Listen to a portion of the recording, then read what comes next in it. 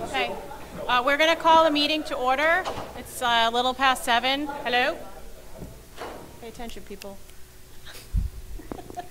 We're calling the meeting to order. Melissa, will you take roll call, please? Certainly. Jay Giard? Here. Erin Pellegrini? Here. David Smith? Absent. Andy Cabarrus? Here. Carl Hubner? Here. Pinkerton Student Liaison Shannon Caffell? Here. Thank you. And also seated at the board table is Superintendent Bob Thompson and CFO Jeff Dowd. All right, we're going to do the Pledge of Allegiance. Carl, do you want to start? I pledge allegiance To the flag of the United States of America and to the republic for which it stands, one nation, under God, indivisible, with liberty and justice for all.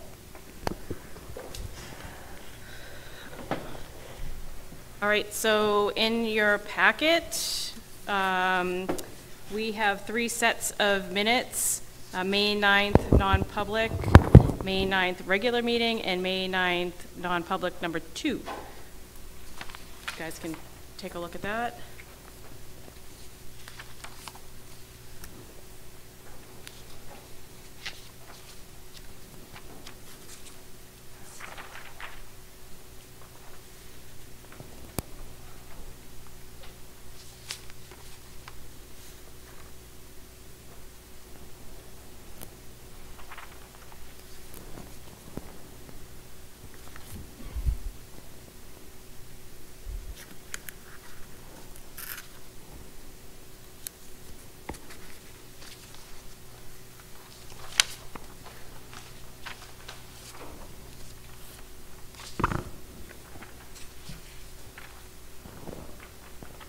I will go ahead and make a motion to accept the meeting minutes from the non-public session on May 9th, the regular meeting on May 9th, and non-public session number 2 also on May 9th. Before we get a second, can I interject something? Yes. Is that okay? Because Mr. Cabarrus was not at the first non-public session, maybe the board might want to consider carving that out and doing the motions separately. So maybe the first set for one motion and then the next 2 sets of minutes for another motion. I will make a motion to accept the non-public session number 1 from May 9th, 2023. Second.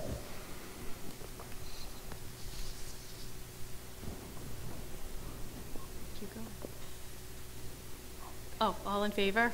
You could do discussion if you wanted Oh, to. is any discussion? No. All in favor?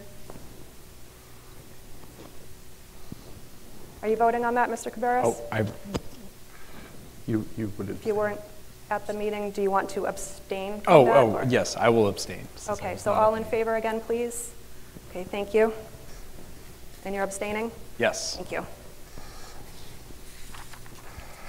I would like to then make a motion to accept the May 9th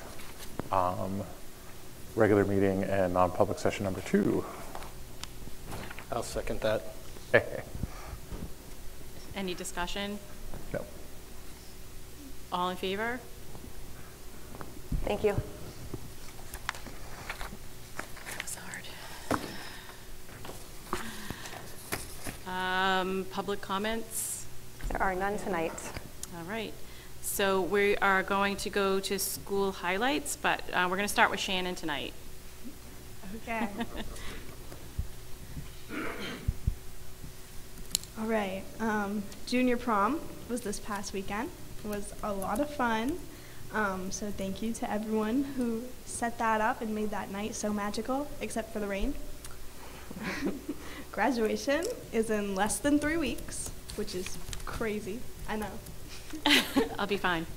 The Leadership Council of Athletics hosted a very exciting cornhole tournament with 32 teams, raising $500 for mental health initiatives on campus. This Thursday and Friday is the faculty play. This is one of my favorite events that happens every year. It's beyond hilarious. It's at 7 in the Stockbridge, and tickets are $10 with all the money going directly to student scholarships. In April, our DECA team brought 24 students to compete at the international competition in Orlando, Florida. Pinkerton had 2 top 20 international finalists and 1 international medalist. The Educators Rising Club is having a duck hunt. So students look around outside campus for a little duck with a message on it, and you can keep it or give it to someone else. And next week, next meeting, I'll be back with more sports updates and bringing in the end of the year. Awesome. Can you get the tickets for that faculty play at the days of? Yes. Okay, good, because I went last year. It was hilarious. It's so fun. So, thank you so much. What do you want to do? I would suggest that we move to the student services update. Okay. All right, so let's move on to the student services update, please.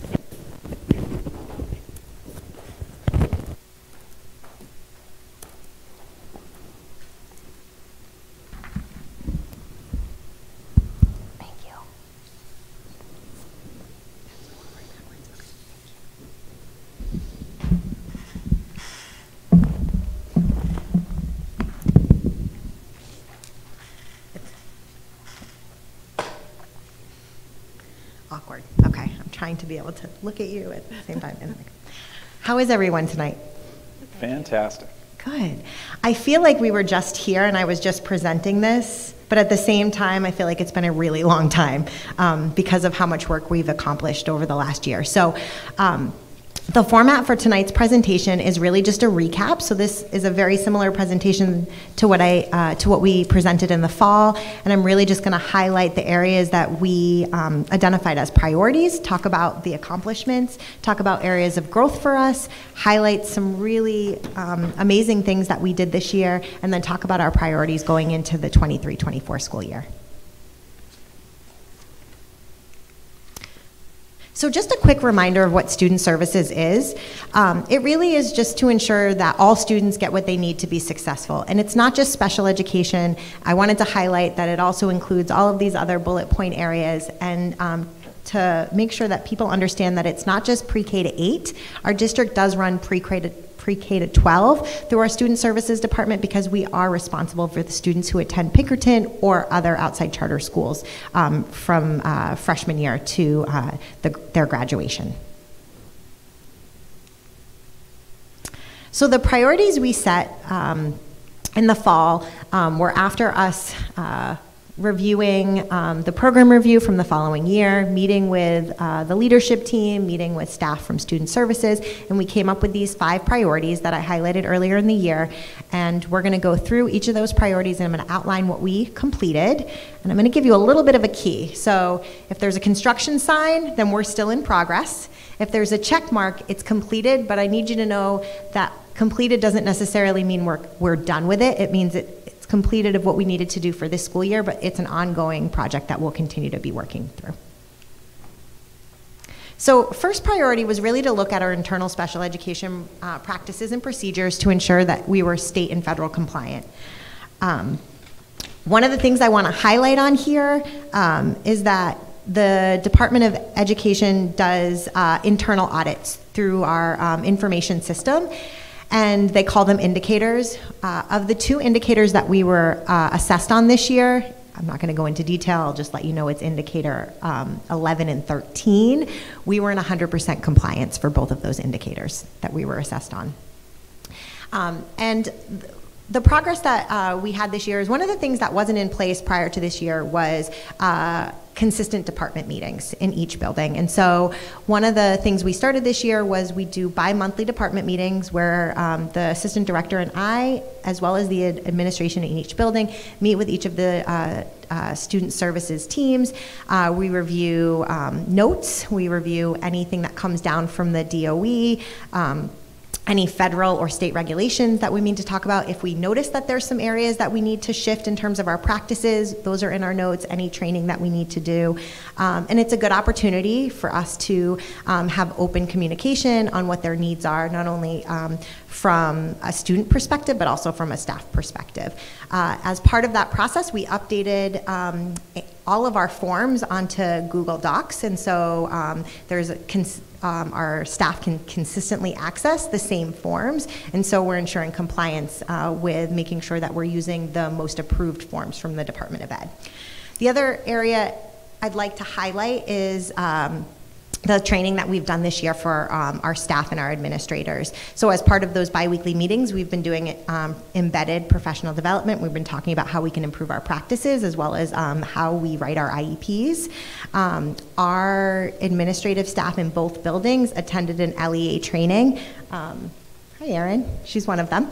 And that training, so LEA means Local Educational Agency, and essentially what it means is it's the person in a meeting, especially an IEP meeting or a special education referral meeting, that represents the school district and has the ability to give resources. And so it's important that we have staff members throughout the district trained to be LEAs so that they are able to sit in meetings and essentially understand what they're offering for resources from the school district. Another fun fact to highlight is that all of our professional staff received the New Hampshire Special Education Law Book as a gift from our department this year. So it's a blue book this big, but it outlines all the laws. And so it's just a nice resource for them to have as they're working through. All right, priority number 2, develop a robust academic, social, emotional, behavioral, multi-tiered systems of support for students. I have to say that this was not done alone in just the Student Services Department. This was one of the first opportunities Nicole and I got a chance to partner, and it's really important that the Student Services Department works in collaboration with curriculum instruction because much of the work we do overlaps. And so at the beginning of this year, we highlighted the grant, the Promising Futures grant we received. That really helped us catapult our district MTSS team, and from there we've been able to increase training and professional development for our staff in the area of behavioral and mental health. The next area that we're continuing to work on, and that's under construction, is our MTSS program district-wide that also includes the academic component. I'm going to talk more about that later as we move into next year, because that will continue to be a priority for us. And then the construction sign on the completed training just means that the Tier 1 trainings that we are working on with Suffolk University, the restorative justice trainings, aren't completed for all of our staff, but they are in progress. So priority number 3, we worked on examining our current service delivery model to develop more flexible programming. And really what that means is there are many, when you looked at the review that came out last year, it talked about how we had all of these programs. And a lot of times what we do is we try to fit kids into programs. And so we're really looking to kind of flip and reframe it and look at what all of our student needs are and then develop programming to meet those needs. That makes the most sense. That's the way kids will get what they need. And so we had to actually go through this exercise earlier on in the fall for the middle school, because what we realized is that all of the programs and caseloads we had put kids into, we didn't have enough to fulfill the other needs of kids. So we had to reshift programs to meet the needs of kids. Which was extremely successful once we were able to do that. We have started that process again this spring. We've started looking at what the needs are of all of the students across each building, and then we're starting to fill in which programs they need from there. And so a part of that is just making sure that we have program planning sheets where we're looking at kids' services and needs longitudinally, so we can kind of look at where there are patterns, how we can where we might need to shift some of our resources to ensure that we're better programming for students. And so although those were completed for this year, it's an ongoing process going into next year as well. Priority number 4, the fun stuff, right, Jeff? Review and evaluate the district's financial and human resources to ensure maximum efficiency. Coming into this school year and throughout the budget process, there were a lot of conversations about how some unanticipated costs came up from the budget from the previous year. And so it's important for people to note that we propose a budget in October for the following school year. And so a lot of the costs that we started to incur in the fall were not costs that we had anticipated. And so really just trying to get a handle on what all of our costs were for this coming school year so that we can more appropriately plan going into the future.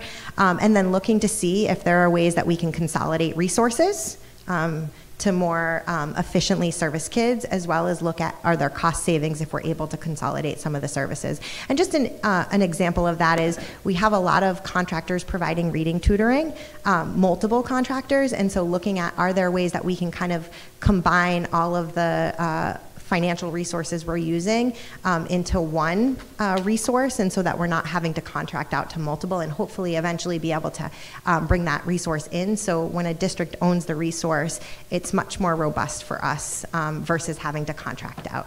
So we're looking at areas like that where we can increase our ability to kind of have some ownership and autonomy of those services. I completed the fiscal year budget proposal for student services back in October, so that was complete. And then just an ongoing process of meeting with the business department as well as the administrative professional in my office to ensure that we are reviewing all of the invoices that come in monthly from out of district, from our contracted providers, from Pinkerton, and ensuring that they're correct and that we are that we're within our budget.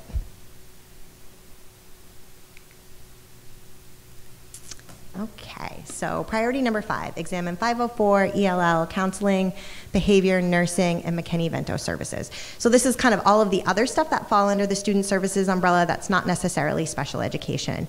And one of the things that we established early on was the creation or recreation of vertical teams. Many of our providers are singular. There might be only 1 or 2 in a building, and so it's really important that they are able to meet with and talk with counterparts, whether that's within the district or even outside, especially if there's only 1 within our district. And so creating vertical teams for our counselors, our board-certified behavior analysts, and our nurses to meet monthly together to review their programs, to review their needs, to review we talk highlights of what's going on in their departments as well. And so we've been meeting monthly with each of those teams, and the feedback so far has been that they want to continue these vertical teams into the 23-24 school year. The other area that I'm really proud to highlight, and again, another collaborative effort between the Director of Curriculum and Student Services is the ESOL or the ELL learners. And so we noted earlier in the year that we had recognized that there were multiple students that were requiring or that had been identified to be needing ELL services. We had posted very early on for that position, but were unable to fill it. And so we were able to bring in a contractor, working with the state to bring in a contractor to finalize our screenings, to help us administer the required testing, and then develop an interim plan for services while we were trying to recruit an ELL teacher. We are very proud to report that we have recruited a phenomenal ELL teacher. She's currently the Director of ELL Services for Manchester. And so she's going to be bringing a wealth of experience and knowledge to Hampstead, and we're really excited about how she can help us create a more robust program for our students and hopefully have a really nice, inclusive approach to providing English language services to our learners. And of course, we're going to continue to review our data yearly so that we're ensuring the progress of our programming. Another area to highlight is our district-wide registration process.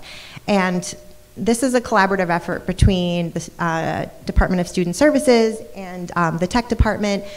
We've made some, I would say, minor updates and edits to our registration process at the beginning of the year to include home language survey so that we can continue to identify families who move in that may need ELL services, as well as our families in transition or our homeless families, an area to help us identify so that we can get the resources to them. We are going to do an overhaul of our registration process completely through our portal, but we haven't done that yet because we need to be able to close the portal for a period of time so that we can work on that registration process. And so our plan is to start that July 1st, and then we reopen the portal again in August for new families that are registering. And as you know, we allow registration throughout the year because families move in, and so just making sure that we have consistent practices in both buildings and that there's no barriers for families to get their kids into school.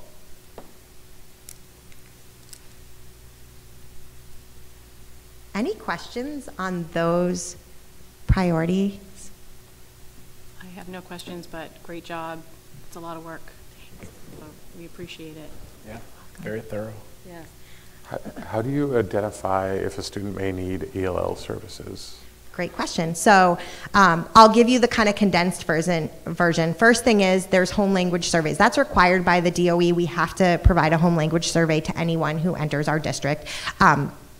One of the ways that we are ensuring that that happens is part of our kindergarten registration process. I had the opportunity to attend this year and present out to just ask families to complete that home language survey as part of the registration process. And what we've done is we've embedded that into the pre-registration process. So you can't continue with your registration until you finish that. So that helps us to identify students that may need to be tested. So the next thing is after they have been identified as speaking another language, then theoretically the ESOL teacher would reach out to the family to have a discussion more intimately about the language that they speak, how often it's spoken, and then if an assessment needs to be done to determine whether or not, a screening to determine whether or not they qualify for services. There's a rubric that goes along with that. They meet a certain threshold, they would then qualify for services, and then depending on what they score on the rubric would determine what level of services they require. Excellent. So when you're deciding how many special education teachers we need, what is the average caseload that a special education teacher might have? Like how many kids? So it's really hard for me to give you a number because if I were to give you a number, that means we're comparing oranges. Okay. And we don't just have oranges. And so we have students that have run the spectrum of services. Services could be as small as just one time a week. We're serving speech services all the way up to almost a substantially separate program. And so really what we look at is what are the needs of the students on a special educator's caseload and making sure that there's some equity across. So there may be a case manager who might have 4 kids, but the needs of those 4 kids look very much like the needs of 25 kids on a caseload. And so it's really hard to say. If we look at it from a programming perspective, I like to try to keep those who have more just the moderate to lower needs anywhere below 15. And then if there's more intensive needs, it could be as low as 5 students or even less depending on how severe. 15 is literally the magic number in my head. Is it really? That's what, yeah, this is what I've heard, and I'm not an expert like you are. But again, it really depends on the programming and the needs of absolutely. students. So it's really hard to say like this is the set number. Do we have a case manager or who handles out of district placement students? It's a great question. So Francine Flynn, who was here in the fall, she is the Assistant Director of Student Services. Francine does she LEAs for all of our Pinkerton cases, and it's not just an LEA, she really is responsible for all the paperwork and ensuring that we're in compliance from there because we technically are the LEA for those Pinkerton students. She has 58 students there as well as 20 plus out of district students. So ultimately, Francine is the out of district coordinator, although her title is the Assistant Director. Awesome, perfect. Thank you very much. Well said. So I want to highlight some additional areas real quickly. The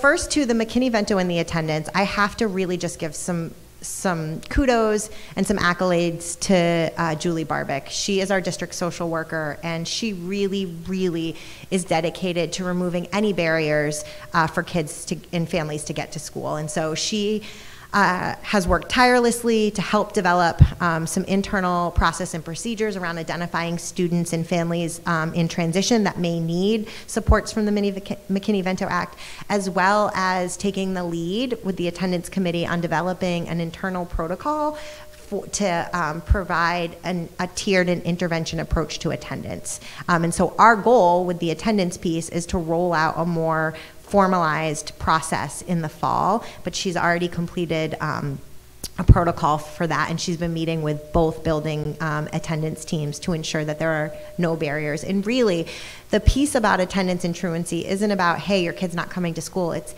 hey, how can we partner to get your kiddo to school? And are there barriers for your child to get to school? And how can we support you in removing those barriers? So really taking a collaborative approach to attendance.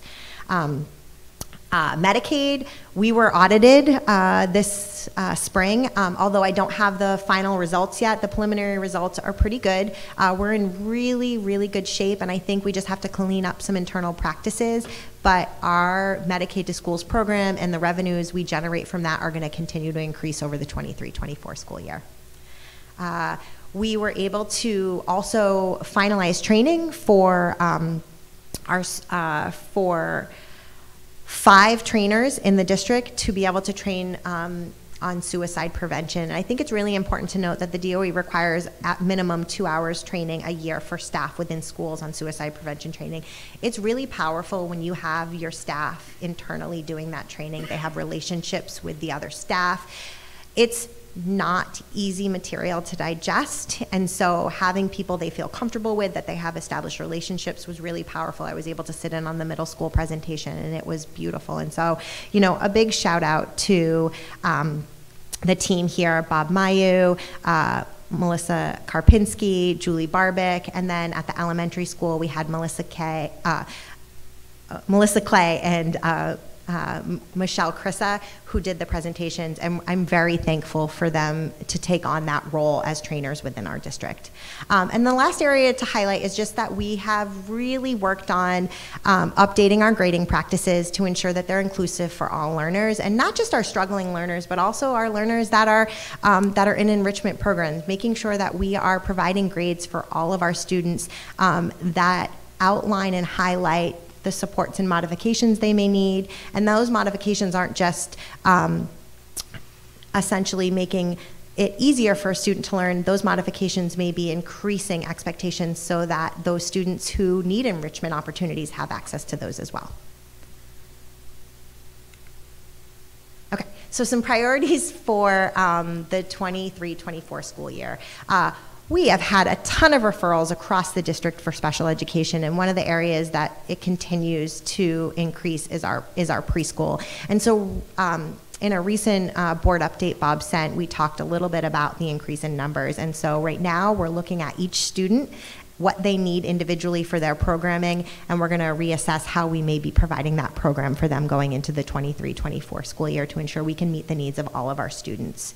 The second area we want to highlight as a priority next year is specially designed instruction. That is what makes special education special education. That is the second prong in which you qualify. The first is you have a disability. The second is that you require specially designed instruction. And so really looking at our specially designed instruction, our practices, and how we're providing that to our students to ensure that we're making progress within the special education system. And then lastly, as a continuation and a partnership with the Director of Curriculum, really looking at our multiple tiered systems of support from an academic perspective. We really focused on the behavioral side this year, and many schools and districts across the state have done that post-COVID, right? We really want to make sure we have those social and emotional and behavioral supports available. But now we need to go back and kind of relook at some of our academics. What we know is that early intervention is the best intervention. So if we have good systems in place to catch some deficits early or gaps early for our students, that we know that they're going to be successful. So our goal, and it works out perfectly, they just completed a pilot for their ELA program, so we're really going to be focusing on the implementation of ELA next year, and so that really will marry nicely with our work on creating multiple systems of support in the area of academics for our students. All right, I snuck this one in here. I just want to say a big thank you to Francine Flynn, Sue Mackin, and Jordan Stebbins. It was quite a start to the year. We didn't have any administrative professionals in the office when we started, and so we were able to onboard 2 administrative professionals, and now our office, they are the heart of our office, and our office, the bills get paid, phone calls get made to the bus company, IEPs get out to families, all because they are the heart of our department. So I just wanted to take an opportunity to thank them for their work. I hope you guys are watching. And then just lastly, are there any other questions? I can answer. Again, I don't have any questions. You have done a tremendous amount of work, you and your team, and it's very, very appreciated, and you know, kudos to you guys. You should be proud of yourselves. Thank you. I do have to say, I am so proud of the work we've done. However, I do know going into the 23-24 school year, there's a lot more work that needs to be done, and I'm excited to engage in that with them as we move into the summer. Sounds great. All right. Thank you so much. Thank you. Did you want to have Erin do?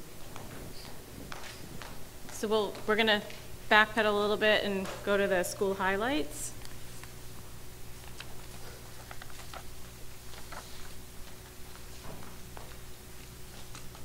Good evening.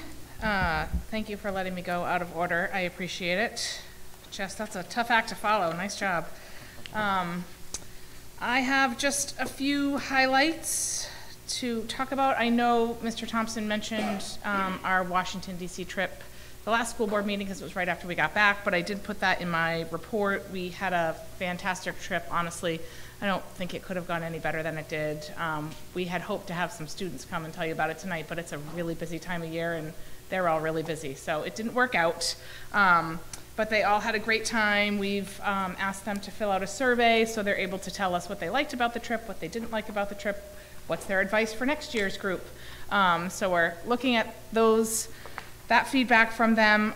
Most of it is really positive and a lot of just really cute comments at the end just saying thank you for the trip. So that was really fun. I've been in touch with the travel company already looking at next year to plan that trip. So we're excited for that.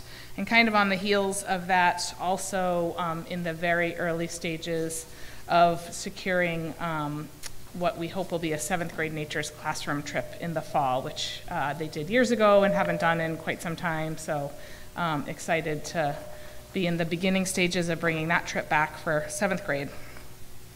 Our current 7th graders did a field trip to Take Flight, which is a ropes course and team building, and had an absolute blast. And they went on 2 different days, 2 classes each day, and both days I received an email from the person running Take Flight saying how great our kids were. So it's really awesome to get such positive feedback when our students are out in the community and representing Hsd Middle School well. 8th grade graduation is coming up. If you haven't received your invitation, you will receive it soon. It's Friday, June 16th at 6 o'clock. So preparations are underway for that. Information has gone out to families and we're really looking forward to that.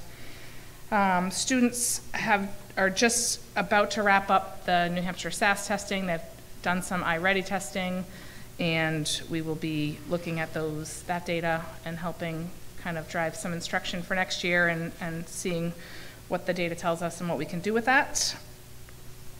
Band and chorus is working hard. They have their concert on Thursday at 7 o'clock. Hope some people can join us for that concert. They're excited to perform and they're sounding really good, so we're excited for that.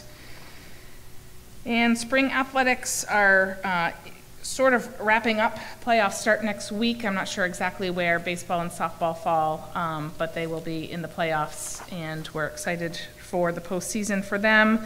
The kids on the golf team have been working hard and having some great matches with that, and that will continue a little bit. And track has also been having a really good time at track meets, and we're looking forward to seeing the results of the upcoming meets.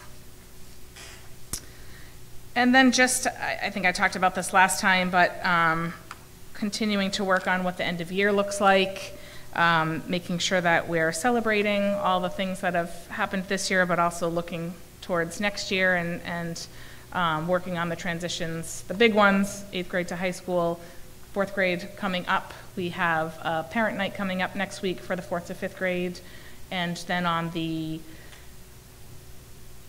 14th, I believe it is, of June. I don't have that date off the top of my head. The 4th graders will be visiting us up here, and prior to that, we'll be sending some people down to talk to the 4th graders. So we're excited for those transitions. And then even just within the building, 5th graders going to 6th grade, that's a transition, 6 to 7, 7 to 8. So just working hard to make sure kids are prepared for the next year. But we're excited for the year to end. We're feeling like it's been a pretty successful year, and it's a busy, busy time of season. It's going to go fast. Any questions? None from me. So I know we've retained almost all of our teachers. Do we do exit interviews with teachers when they retire or leave? We do. Okay. In fact, it's a two-part process. One part is an exit interview that is conducted typically by the building administrator or the director of the department. And then the second is an exit survey, which is typically given to the employee and mailed directly to Human Resources and then reviewed by myself. And then we take that data to review it to look at retention and how we can continue to retain employees. Awesome. Thank you. Thank you. Thank you so much. Okay, so next up, we're going to talk about Mr. Dowd's going to talk about the 2023-24 tuition rates. In front of you in your packet, you will have a memo, I hope, with the tuition rates on it. I see Carl, so that's good you do have it. So every year we set tuition rates around this time for the upcoming school year. So for the 2023 to 24 school year, proposing tuition rates of $11,400 for kindergarten, $22,800 for elementary, $24,400 for middle school, and $44,900 for special education. The rates, and you ask who would pay these rates, this would be someone who doesn't have residency in the district and would be wanting to send their student here for one reason or another. There are situations as well where students may be here as a result of a placement, and it's good to have a fixed number approved by the board prior to any such occurrence in the event that we could receive reimbursement for that. So you also see a trend of previous tuition rates, and this year the rates are up 7.5% for kindergarten and elementary, 5% for middle school, and 1.13% for special education. If anyone has any questions on these rates or the process or anything, I'm more than happy to fill you in more details. I will say that I formulate these rates based on what our expenditure trend has been for elementary and middle school compared to our total budget, where our total budget is this year and where our total budget is next year in relation to where it is this year. So the budget's up around that same percentage after all the voted items are in the 5.5% range, so not inconsistent with what we have here for tuition rate increases. So the 7% increase reflects what the budget will be for next year? Budget it's 5.35% without capital reserve contribution, 6.82% with the capital reserve contribution. So it's a little higher there. Middle school's a little bit lower, trying to make sure they're harmonized in some close proximity to each other. Great. And I believe we need to vote on this? Yes, that's correct. Yeah. That'd be great. Does anybody else have any questions, discussion? I'll go ahead and make a motion to accept the 2023-2024 tuition rates as proposed by Mr. Dowd. Second. All in favor?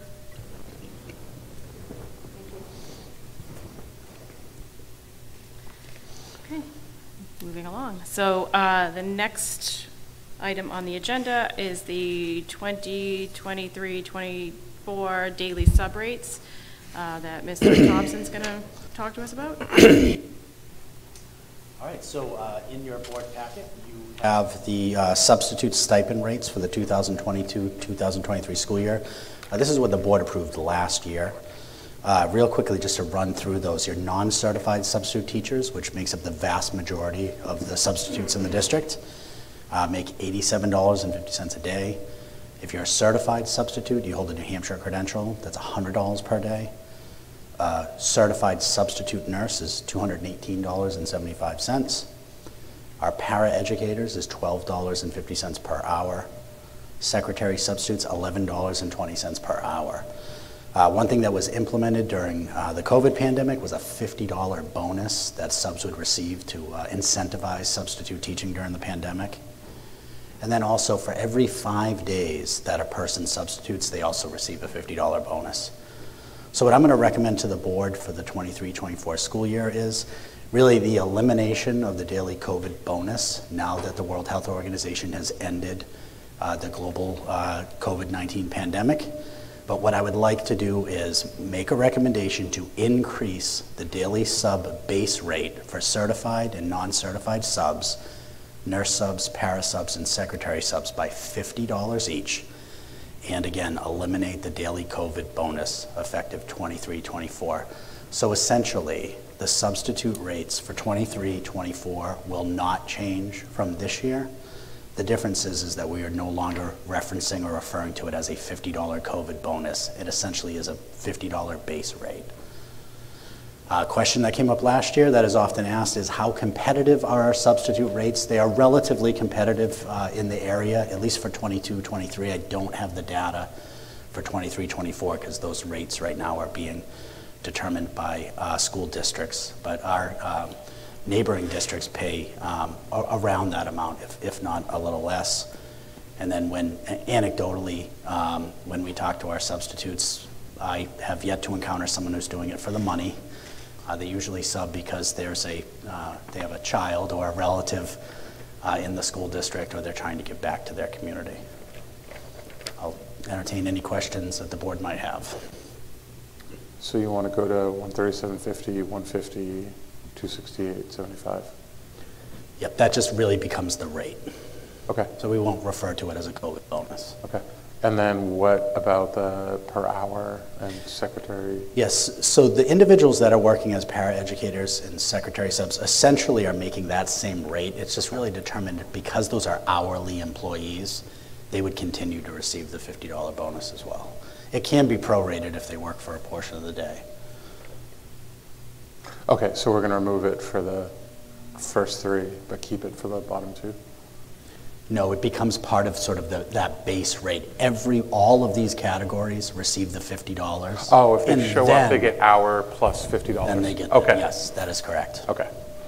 So he's basically just saying remove the bottom line, but keep the 5-day.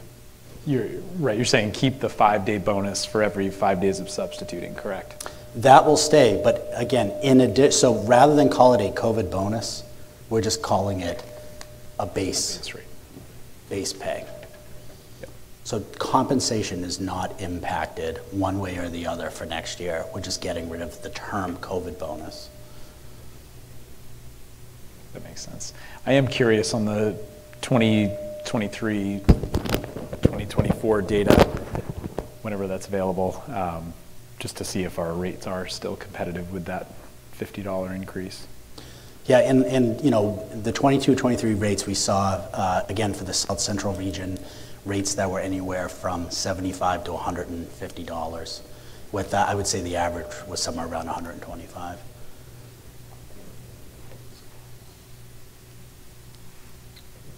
Anybody have other questions? We have to vote on this one too, Yes, correct? that would be correct. Okay, so does somebody want to make a motion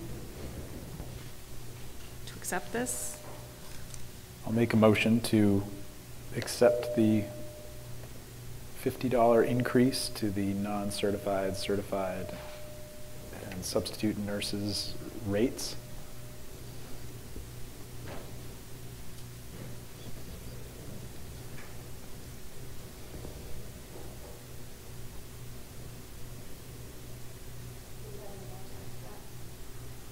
No. Oh, okay. I'll second it. Any discussion? So I think Superintendent Thompson was saying that we should have that $50 for all 5. So and I can read you, but I think might align nicely as a motion to increase the daily sub base rate for certified and non-certified teacher subs, nurse subs, para subs, and secretary subs by $50 each, and eliminate the daily COVID bonus effective 23-24 school year.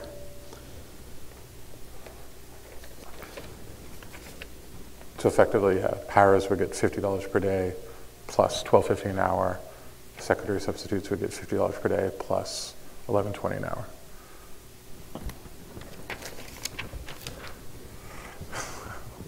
This one? I would like to make a motion, make a recommendation to increase the daily sub-base rates for certified, non-certified teacher subs, nurse subs, para subs, and secretary subs by $50 each, and eliminate the daily COVID bonus effective 2023-24.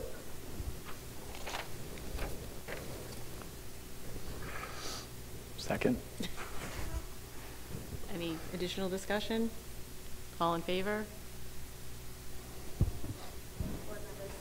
Thank you.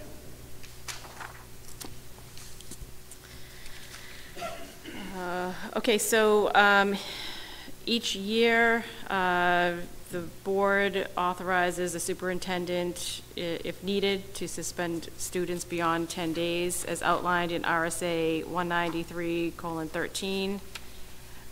Do you have any, we need to renew that, I guess, is what we're doing here. That is correct. The board needs to do that on an annual basis. This would be for the 23-24 school year. And now is that it's from 10 to 20 days, correct? That is correct. And then anything over 20 days would be considered an expulsion? No, it's considered a long-term suspension. Okay, but it would go before the board if it's going to be over 20 days? It would. Okay. Anyone have any questions on that? So we're looking for a motion to approve the suspension authorization for the 2023-24 school year. So moved. Second. All in favor? Okay, thank you.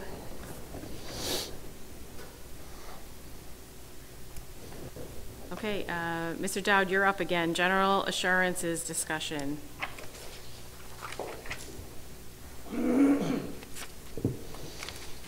For our federal grant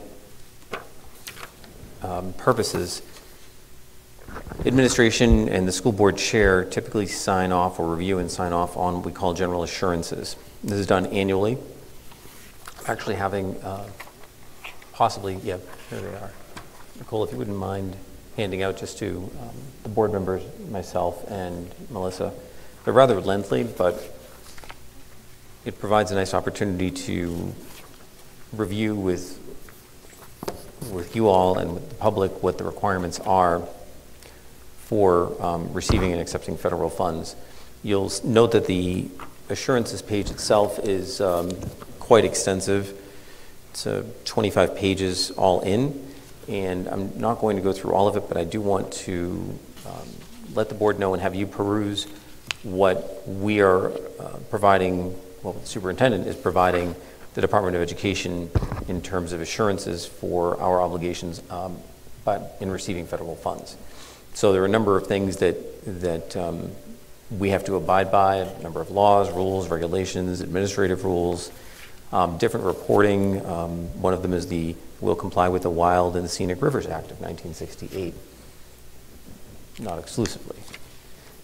You can see, beginning on page 5 of 17 of the packet that you have right now, there's an explanation of grant management requirements, that we have financial management systems in place, that we have written policies in place, that our internal controls be sufficient to meet the requirements of the federal and state guidelines.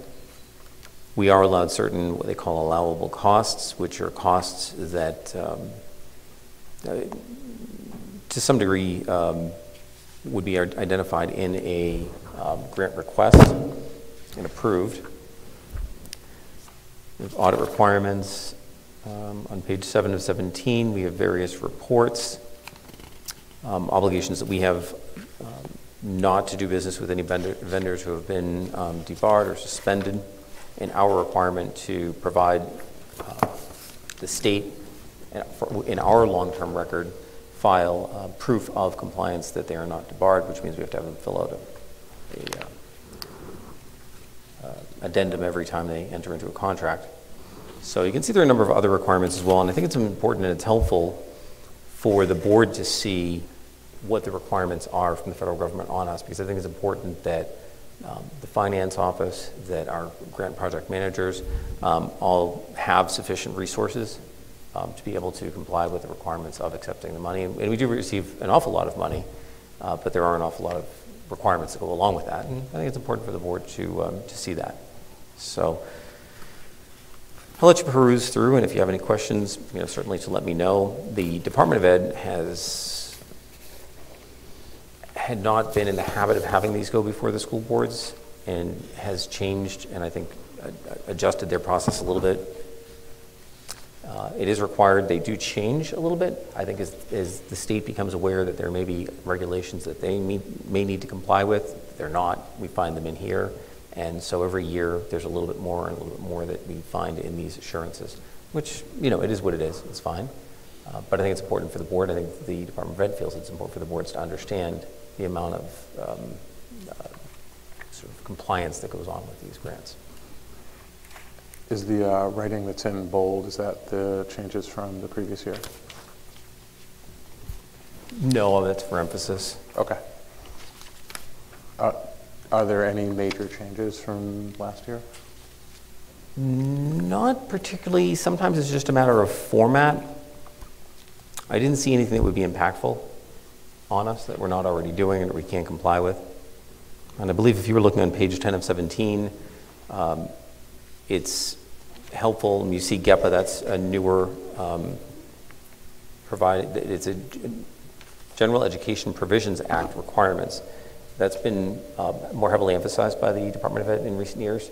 And so the highlighted part, I think you may have been pointing to on page 10 of 17, says that 6 types of barriers that can impede equitable access or participation: gender, race, national origin, color, disability, and age. So I think that's just there to point out what those barriers may be for us to take notice.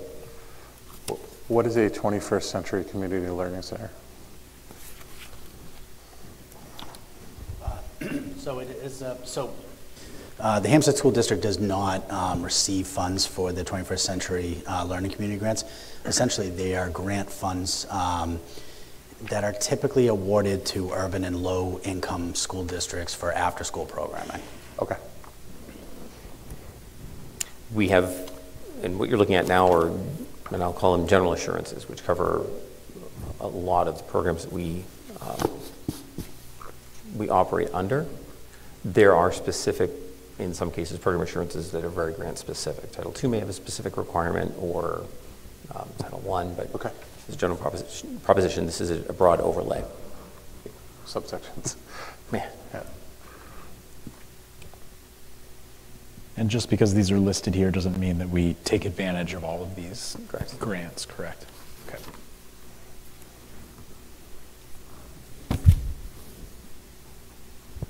You can either opt in or opt out. Do we need to vote to accept this, or is this just notification? Really, it's just for discussion purposes. Okay. The school board chair will sign off as appropriate on, I believe, the general assurances. Next item on the agenda will be the authorization to receive those funds. Okay. Okay, so thanks, Mr. Dowd, appreciate that. So federal funding authorization. So again, each year the board must authorize the superintendent and business administrator to apply for and receive on behalf of the district federal and state grants and funding. So this one we'll have to make a motion for, but do you have anything you want to add to that, or? The only piece I'd like to add is just the work that Nicole and members of the IT department have done. We have a grants website that the community can go to, provides an explanation of what the grant funding supports, and then also what the allocation is, what dollars the district receives. So just in an effort to be as transparent as possible. Great. Anybody have any questions? I really appreciate going through all that and doing all the minutia that it takes in order to do that, because I don't know, the first time it's very, very hard to write one of those, so thank you. And it's also important to note that we're always looking for community input and feedback in terms of how those funds are expended, or if anyone would like an explanation about why certain decisions are made around federal grants, we'd be happy to provide any of that information or engage in that conversation. And periodically, depending on the type of grant, if a new grant offering comes out, we will often have a public information session, public listening session, so we can understand what the public would like to see, what the stakeholders would like to see, those resources be directed to. Great. Anybody have any questions? I really appreciate going through all that and doing all the minutia that it takes in order to do that, because I don't know, the first time it's very, very hard to write one of those, so thank you. And it's also important to note that we're always looking for community input and feedback in terms of how those funds are expended, or if anyone would like an explanation about why certain decisions are made around federal grants, we'd be happy to provide any of that information or engage in that conversation. So I guess I can make the motion. I'll make a motion to authorize Mr. Thompson and Mr. Dow to independently or jointly apply for and receive on behalf of the district federal and state grants and funding, which will include approving on and signing of OBM Form 1, Form 3, and Form 4 as needed, and to file such authorization forms with the New Hampshire Department of Education. Second. Any discussion? All in favor?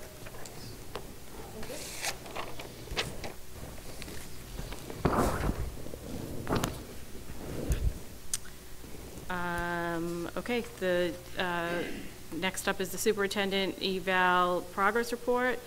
So just as an update, we are continuing the process in accordance with CBI-R, and later this evening we will go into a non-public session under RSA 91-A:3,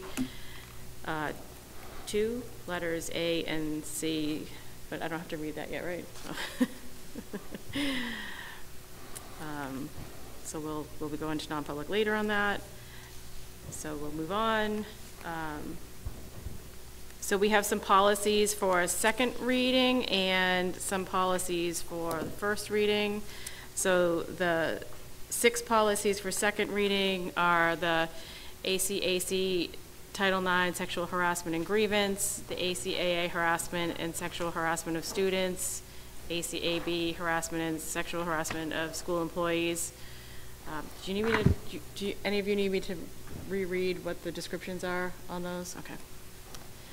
AC, non-discrimination, ACA, non-discrimination, sorry, ACA, non-discrimination, GCCBC, Family and Medical Leave Act. So before we go on to the next ones, do we want to, want to make a motion to move these to accept these policies? So moved.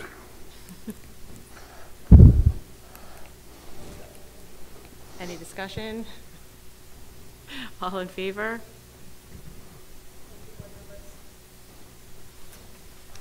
Okay, so we have 4 policies for first reading. First one is DAF Administration of Federal Grants and Funds. This was last updated in 2019. The suggestions, revisions reflect amendments to the Uniform Grant Guidance, generally to CFR 200, primarily regarding pre-award costs, micro-purchase limits, DAF-3.C. See, I didn't write my notes on this one like I usually do, so I apologize. Addition of domestic preference, and I don't know what that word says. Right on the first one. Yeah, Hawaii ban? I don't know. DAF-3.H, grant closeout provisions, DAF-10, and minor text and grammar corrections. There's also an addition to include DAF-11 regarding sub-recipient monitoring, and modified DAF-4 to include reference to Buy American requirements. Lastly, revised language conforms with the requirements of Title II, CFR, Part 200, commonly known as the Uniform Grant Guidance. Does anybody have questions on that? This is basically the follow this to be able to get federal funding policy. Okay. Yeah, my understanding from the meeting was that there really weren't a lot of updates to this. There was just some minor ones. It seems like there's a lot from all of that, but there really wasn't a lot that was updated. It was just some wording here and there and some updated language and things like that. So the next one is DA Fiscal Management Goals. This was last updated in 2012. There's no new suggested revision since 2004, so our policy is up to date, except for one small difference in that NHSBA's sample titles DA as fiscal management plan instead of fiscal management goals.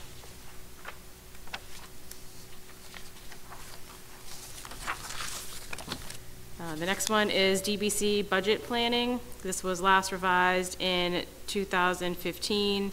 There's no new revision to sample NHSBA policy since 2004. Suggested revision to include the superintendent or designee's directive for zero-based budgeting.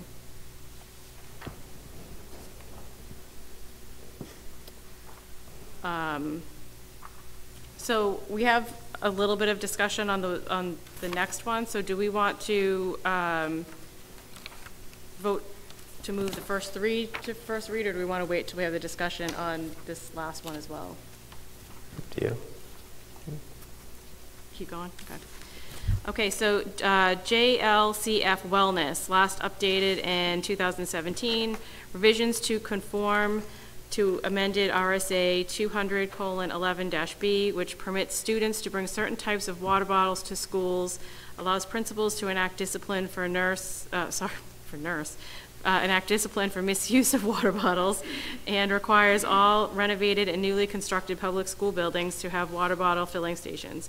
Moreover, suggested sample policy reflects a complete revision to conform to current federal guidelines pertaining to school lunch and school breakfast programs and New Hampshire Department of Education guidelines.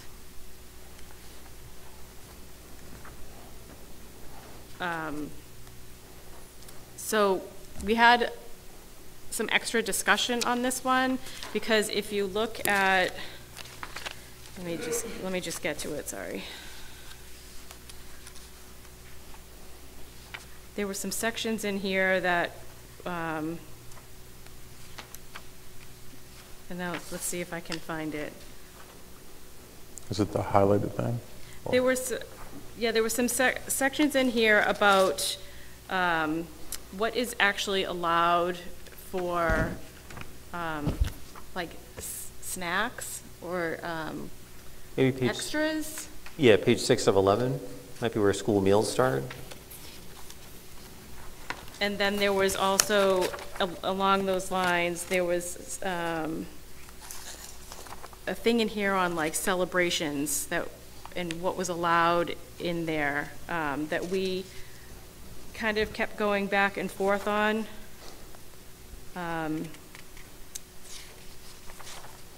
Jeff, would you be able to elaborate on that while I find it? I can, yeah. It's on page 8 of 11. It's section E, and caption celebrations and rewards.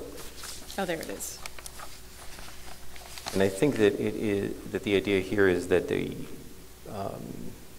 all food offered during the school day on school campus will meet or exceed USDA Smart Snacks in school nutrition standards.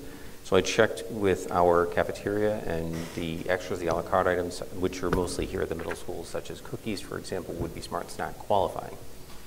Okay. So it's helpful, just FYI, that was a loose item that we had from the meeting. So following up on that, and I think that we can do a good job working with food service to make sure that we can communicate those Smart Snack guidelines out to classrooms for celebrations and the things that go on typically in a classroom. Okay, so that was, sorry for the confusion there. So that was the question, basically, was they were talking about like these smart food snacks, and we're like, well, we have cookies and we have things like that, or that really fall under those guidelines. And then it was also talking about that as like celebrations in classrooms, and we know that people bring in snacks for their kids and things like that. So we didn't want to stop that, but we wanted to make sure we were falling under at least certain guidelines and maybe limiting it or suggesting healthier things and things like that. So that's where we thought there might be a little bit more discussion needed on that. And our model here in the district is that we do have probably a higher percentage of a la carte participation than other districts. In other words, we sell a lot more of that, the extras, the snacks, the healthy stuff, the cookies and extra waters, fruits, things like that, after students go through the line to get their meal.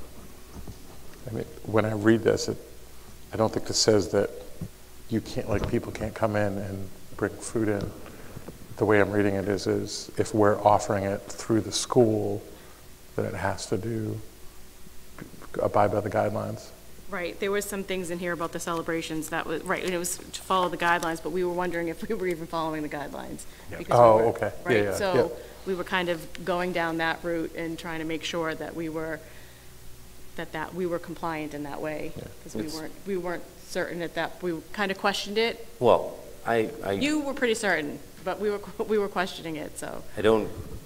I haven't tried the cookies here, for example. However, I understand they're very good, and it's very difficult to have something that is so good and Smart Snack compatible at the same Right, time. They don't seem really to work together, but they are. Right. So, and Fresh Picks has done, our current food service vendor has done really a great job making lunch meals, snacks, extras attractive, very attractive. And this would encompass teachers providing snacks in their classroom, correct? Right. So like you said, I think there needs, if this is the policy, if this is the guideline, then there needs to be some like base level education with the Right. teachers of what's Smart Snack compatible, I guess. Yeah, exactly. And I think that we can, as I say, we and Fresh Picks can do a good job, I think, at the beginning of the year, putting out there what would be acceptable under the policy. Right, and then there was a section here that discussed like food sale for fundraising, and it's, it says each school may allow up to 9 bake sales or other fundraising food sales of non-compliant foods that don't meet the Smart Stack standards, and so we know there's a few things that happen here. We were just trying to make sure all that was still covered in that, so that's all that was really about. Yeah, and I think But I think we're good there. we are. We may just have one more thing to take a look at, which I believe Principal Milbury may have been looking at as well. That was the page 10 of 11 under 3 physical activity. Classroom physical activity breaks before and after Right, school yeah. activities, walking and biking to school. We have quite a few walkers and bikers here at the middle school, evidenced by the number of bikes that I'll see outside on any given day, including in rather cold weather. But the classroom physical activity breaks was a question that I think we all had to, and I think that we can look at it a little bit more as a team. If you move this to second read, to make sure that we can comply with that, or we're going to be complying with that. Is there a definition for periodic, when it says offered periodic opportunities to be active stretched throughout the day? And it's interesting is that periodic is actually in bold That's one, to bring your attention to, but it's not specified. It's specified what it's not, right? The physical activity breaks will complement, not substitute for physical education class, recess, and class transition periods, which is really tough because that's all of our physical activity. But will A underneath that sort of explains that a little bit more? Like, so in addition to recess, students will be offered periodic opportunities to be active or to stretch throughout the day. So, Yeah, so there's a lot of evidence that basically says that if you have short kinesthetic breaks, like them getting up, them stretching, them walking around the room, them looking at posters around the room, whatever it is, is really good, especially because the elementary school kids are in the same classroom, correct? Yeah. That's correct, and I would also like to point out that the board has made a pretty significant commitment to universal design for learning, which has added flexible seating, stand-up desk, balance chairs, yoga balls in some cases, with the intent of being able to provide some physical movement during the school day.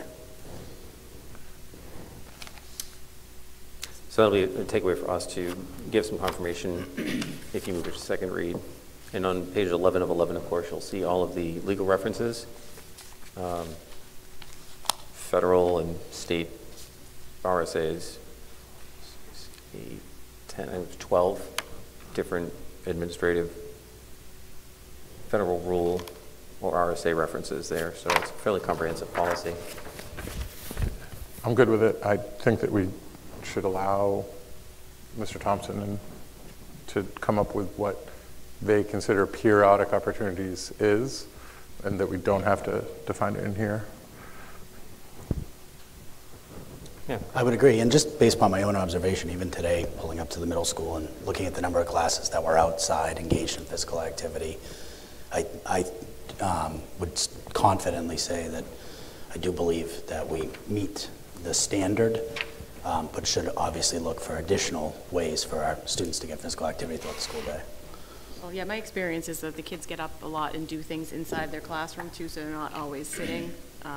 So I would feel confident about that as well. But we just wanted to sort of discuss that one a little bit more. And Yeah, and I think it's tough. It's much easier at the central school because, yes, the kids are in the same classroom. They're with the same teacher all day. But I'm not sure, and Principal Milbury might be able to confirm for me, I don't know if it's 8 or 9 different transitions that the students here at the middle school experience daily, and that activity is excluded. right, So it really hems you in a little bit as to what's left. right. I see them getting up in class and doing projects and walking around inside their classrooms too, so. But, I mean, yeah, even if they have transitions like, hey, we're going to go and switch partners, or we're going to do project-based learning, or we're going to do classroom discussions and that kind of thing. Yeah. I think having an emphasis in letting the district make the decisions is, I'm totally fine with that, and I endorse it. all right, so are there any other questions or discussions on any of those? Why do we want to make a motion? Anybody want to make a motion to send these to 4 policies for first read? I will say, though, that if you need someone to take one for the team and test out those cookies, I'm absolutely willing to do so. Stay in the line, Dr. Hubner. Stay in the line. I will move to accept all 4 policies. Accepting or moving to second? Oh, sorry, moving to second reading. Thank you. Second. Any discussion besides cookies? All in favor? All right. Okay, so board comments and correspondence. Okay. I will say I went to the community show celebration last week, and it was a lot of fun. The kids are just so cute, and they did a great job, and it was actually really nice to see them. I forgot that they did it inside. We have done it outside for several years, so I was like, oh, that's right, we did this inside before. So it was great, and kids did a great job, and it was really entertaining. So. I will second that. I was there as well, and just really enjoyed my time. My first time as a school board member, being able to walk with the kids and see my daughter and her classmates perform. It was really special for me. All right. So we will move on to consent agenda with Mr. Thompson. So under personnel report, we have 1 resignation and I have 1 nomination. The resignation is for Nicole Vaccarezza, who will be resigning her position as the HCS world language or foreign language teacher. Okay, so we want to make a motion to accept the resignation of Nicole Vaccarezza. I'll go ahead and make the motion with regret to accept Mrs. Vaccarezza's resignation. I will second that. Any discussion? Just want to thank her for her time and everything she's done for our students. Agreed. Yep, thank you very much. All in favor?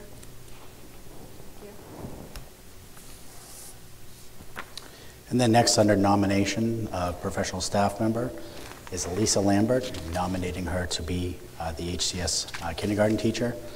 Also, as I should have said with the resignation, if there are any specific questions, we would need to go into a non-public session to discuss.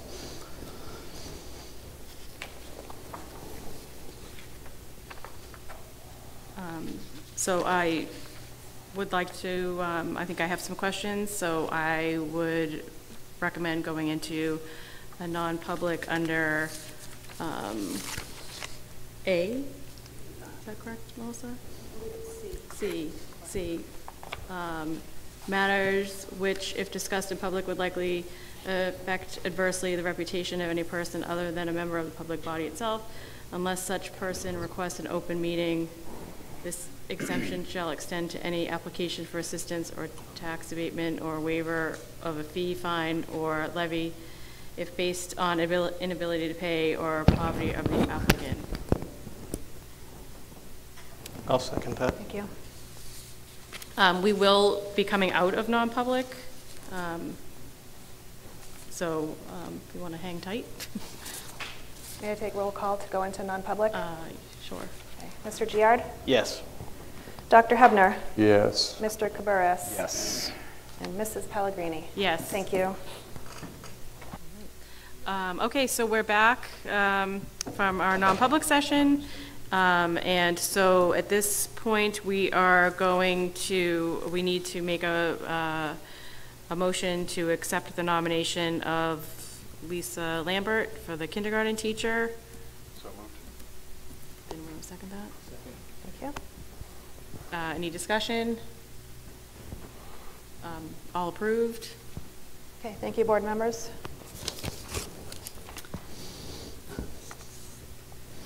Okay, I think it's still you. It is, yeah. So under superintendent report, I'm going to start with Mr. Dowd, who's going to talk about a budget transfer request. In your packet, you'll have a memorandum with a budget transfer request. The amount is, and I guess this is the result of a good thing, I'm looking to move $20,000 to cover the pre-vote construction and design planning with our architect, owner's project manager, and construction general contractor.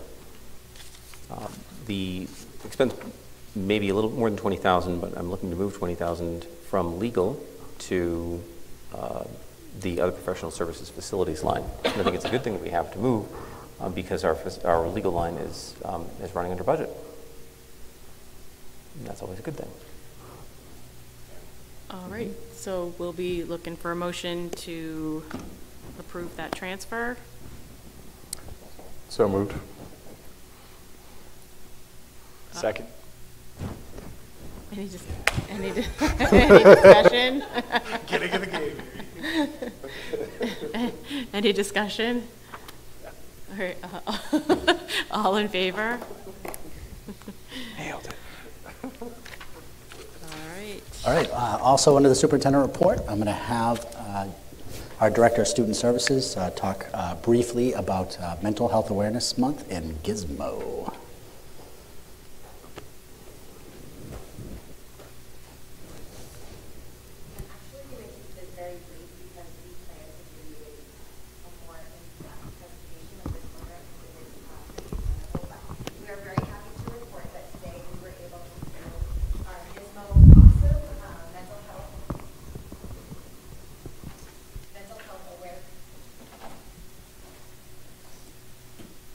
Mental health awareness program with our second graders, which was a pretty awesome opportunity because our members of our 8th grade class were selected to support this program and went down to the second grade today to help facilitate that with facilitators from SOROC.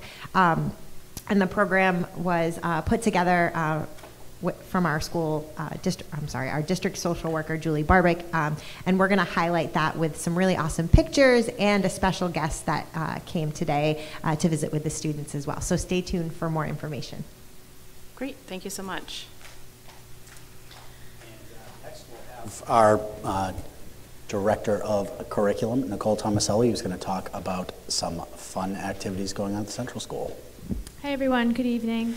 As you may have, actually, as Erin alluded to earlier, in the evening, HCS celebrated a community day last Friday. It was amazing. I just wanted to add that our second grade team and our UA team did a beautiful job collaborating, using some of their common plan time and I think some of our early release time to coordinate this event and make sure that our fire, police, local dignitaries, and the school board were invited. So we love these types of project-based learnings. The colors, the art, the songs, the choreography, everything is just a beautiful integrated experience. Also recently, at Central School, you may have noticed the unveiling of a book vending machine. If you haven't seen it, there's pictures that are out on our social media. The book vending machine is kind of a cool vending machine because it has books in it, and there's all different types of sizes of books, picture books as well as chapter books for our different emerging reading skills. But children who display what it means to be a good community member or a good friend, which are the two targeted expected behaviors for the rest of the school year, can receive a ticket from any adult in the building. They can bring that ticket to the office in exchange for a gold coin that can be used in the machine. So the machine does not take money, it only takes our special gold coins. So the kids so far, I've seen 3 kids get books, and it's pretty awesome. We are going to be looking for community organizations or local businesses to help us sponsor future filling of the book vending machine. So if anyone's interested in contributing, either personally or on behalf of an organization, please reach out to myself or Peter Schmidt. And lastly, I just wanted to talk about SAS. We are wrapping up our mandatory state testing. Tomorrow, actually Thursday, is the last day for SAS testing at the middle school here. They'll be finishing up with science. And tomorrow at HCS is the last day of math testing. It's been a long 2 weeks for our kids, but we're very careful about alternating the days so that there's rest in between and there's plenty of activities and other things to kind of break up the testing. I just wanted to remind families and the board that we are allowed 5% population of opt-outs. Any opt-outs beyond 5% of our population will count against us as zeros. So I feel like we've said that before. I just want to keep reminding people to, I know testing is not people's favorite thing, and students certainly don't love it, but the information we get from these tests helps us with our programming and also keeps us in compliance with all the state regulations. That's it. Are there steps that we're taking to, are there steps that we take to encourage people to opt in or not opt out? Anything we can do I to think one of the motivate key things parents should look forward to this year is the New Hampshire Department of Ed has put out what's called the Family Portal. I alluded to it in a previous email, but once our testing is wrapped up, I'll be sending another email. So families will get a unique access code for each child. When you put that code into the Family Portal, you can see all of the past year's history on testing. And it is kind of a nice longitudinal look for families at how your child scores. And you know, the goal for our public schools is proficiency. The goal in Hampstead is proficiency and beyond. We use also iReady to get very granular with within these skill domains.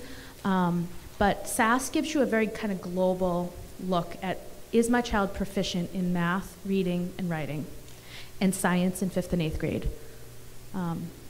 Having said that, you know, testing is a little bit of an endurance game for younger children. It's not easy, and even the older children. There's a lot going on with 8th grade right now, but it is nice to know that our kids are proficient and our programs are working, and we're seeing that longitudinal growth. That's what we're looking for. Thank you. Great, thank you. And in terms of the book vending machine, I have to tell you the highlight of my day was Nicole and I were at the Central School today when 2 students had received gold coins to go get their book. And just, it wasn't only the delight on those students, like getting their book, it was like the mob of staff behind them watching like in awe as, you know, the gold coins go into the machine. It comes out just like a candy bar would in a regular vending machine. It's just the coolest thing. So I really appreciate the work that Nicole has done, because the other piece of this too is, you know, we're looking for donations, but this was also done through grant funds. So this is not an expenditure that comes directly from local taxation. So just a couple of other really quick items. As we had indicated before, Pinkerton Academy is forming a start time committee. We actually have our first meeting tomorrow. The board authorized the superintendent to serve as a representative on that committee. I look forward to engaging in conversation. I did receive the agenda, and I just wanted to read the goal of the work. The Pinkerton Academy Board of Trustees has found the research on starting high school at a later time compelling and has asked for an investigation into the possibility of starting Pinkerton later. It is the task of the Start Time Lead Committee to work collaboratively with all of the towns sending schools to Pinkerton Academy to determine the feasibility of starting Pinkerton at a later time.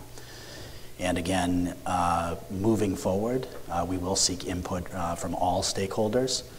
This is not a change that we'd be looking to make next year. In fact, the next meeting of the Start Time Committee after tomorrow is scheduled for next October, if that's any indication. So I think the goal is to be very thoughtful and deliberate with any possible change. Also just wanted to thank Officer Stephen Winter and the Hempstead Police Department. Today we had our sort of practical training for Alice, for our district staff, our school district administrators, our directors, and our office admin. It was wonderful. We've all done the online portion. So today he came to the district office, brought his Nerf guns with him. The training was absolutely invaluable. And again, we always appreciate the partnership that we have with the Hempstead Police Department. And then, as folks are aware, the Central School is engaged in the One School, One Book program, and we're reading A Boy Called Bat. So I've really gotten into this book. It's a great read. It's a nice, easy read. I have my pacing guide to make sure that I'm on track. And as of today, I'm one chapter behind. I'm on chapter 15.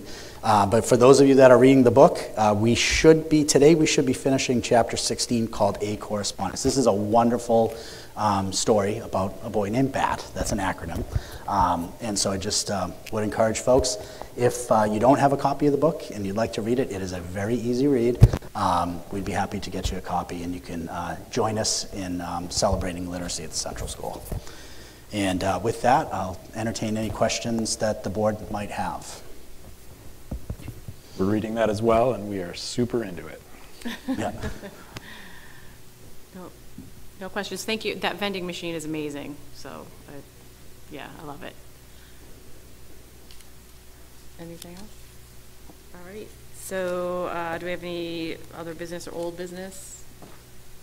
All right. So, then we are going to be going, as we mentioned earlier, going to be going into a non-public under RSA 91-A:3, 2, A and C. The dismissal, promotion, or compensation of any public employee, or disciplining of such employee, or the investigation of any charges against him or her, unless the employee affected, 1, has the right to a meeting, and 2, requests that the meeting be open, in which case the request shall be granted. And C, matters which, if discussed in public, would likely affect adversely the reputation of any person other than a member of the public body itself, unless such persons request an open meeting. This exemption shall extend to any application for assistance or tax abatement or waiver of a fee, fine, or other levy, if based on an inability to pay or poverty of the applicant.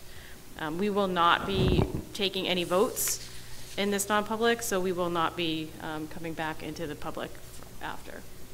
So otherwise the meeting's adjourned. Not yet? So that's it.